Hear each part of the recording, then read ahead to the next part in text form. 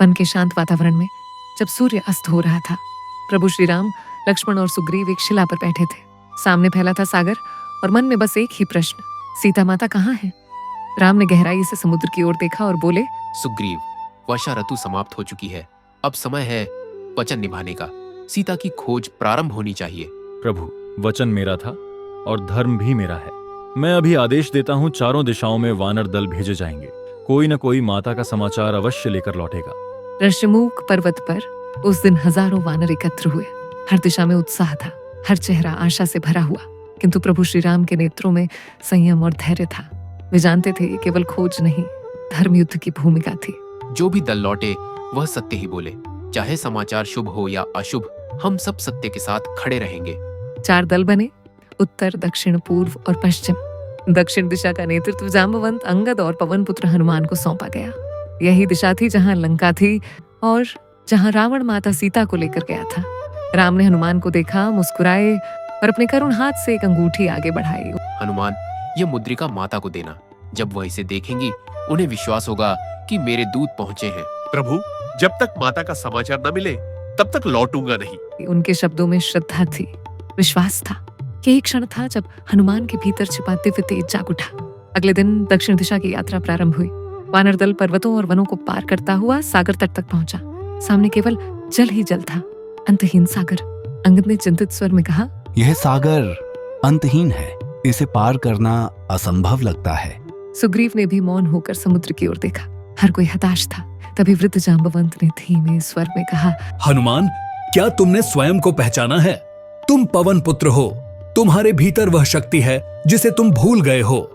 हनुमान कुछ क्षण मौन रहे, फिर उन्होंने नेत्र बंद किए, प्रभु श्री राम का स्मरण किया। क्षण भर में उनके भीतर प्रकाश फैल गया। जब तक राम का नाम मेरे हृदय में है तब तक कोई सागर मुझे नहीं रोक सकता। उन्होंने पर्वत की चोटी पर चढ़कर आकाश की ओर देखा, फिर दोनों हाथ जोड़कर बोले, जय श्री राम, और एक ही छलांग में सागर पार करने निकल पड़े। हनुमान का शरीर सूर्य के समान चमक रहा था। वह तेजी से बढ़ते जा रहे थे, पर मार्ग में अनेक बाधाएं थीं। पहली परीक्षा थी मेनक पर्वत की, जो समुद्र से ऊपर उठा और बोला, पवन पुत्र, ठहरो, विश्राम करो। समुद्र ने कहा है, तुम मेरे अतिथि हो। मित्र, जब तक प्रभु का कार्य अधूरा है, विश्राम का समय नहीं। फिर कभी मिलेंगे। थोड़ी दूरी पर सुरसा आई, देवताओं द्वारा भेजे गए। मेरे बिना कोई पार नहीं जा सकता। माँ, मैं आपका सम्मान करता हूँ, पर मेरा कार्य प्रभु श्री राम का है। मुझे अनुमति दे। यदि तुम सच्चे हो तो स्वयं को मेरे मुख में प्रवेश कर दिखाओ। हनुमान ने अपने शरीर को विशाल कर लिया। सुरसा ने भी उतना ही बड़ा किया। फिर उन्होंने अचानक स्वयं को छोटा किया, उसके मुख में गए और बाहर निकल आए। सुरसा प्रसन्न होकर बोली, जाओ पुत्र, सफल हो। ये केवल परीक्षा थी। इस तरह हनुमान आगे बढ़े। उनके मार्ग में सिंहिका नाम की राक्षसी भी आई, जिसने उनकी परछाई पकड़ ली, पर हनुमान ने तत्क्षण उसे समाप्त कर दिया। मार्ग फिर से स्वच्छ था। कई घंटों के बाद सामने एक चमक उठी। वह थी लंका, रावण की नगरी। स्वर्ण से बनी दीवारें, भव्य महल और राक्षसों का पहरा।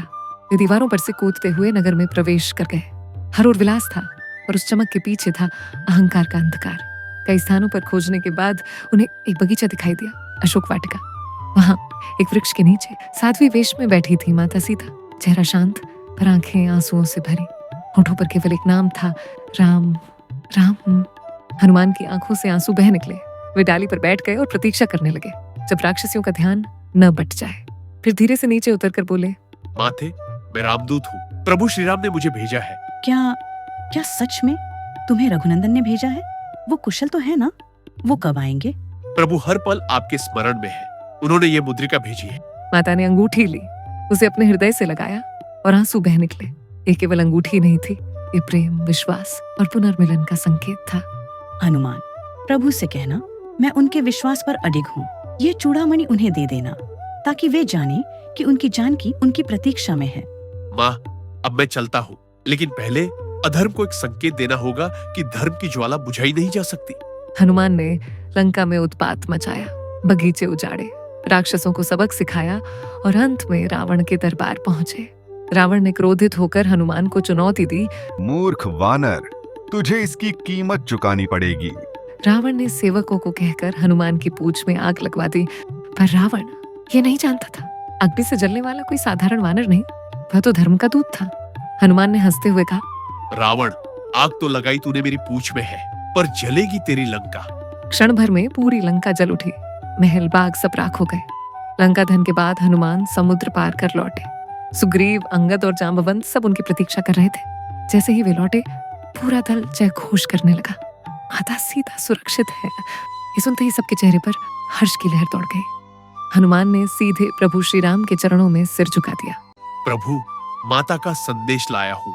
उन्होंने आपको यह चूड़ामणि दी है। श्री राम की आंखों में आंसू छलक पड़े। हनुमान, तुमने जो किया वह केवल बल नहीं, भक्ति की पराकाष्ठा है। प्रभु, मैंने तो केवल आपका नाम लिया था। जो भी हुआ आपकी कृपा से हुआ। अब युद्ध की तैयारी शुरू हो चुकी थी।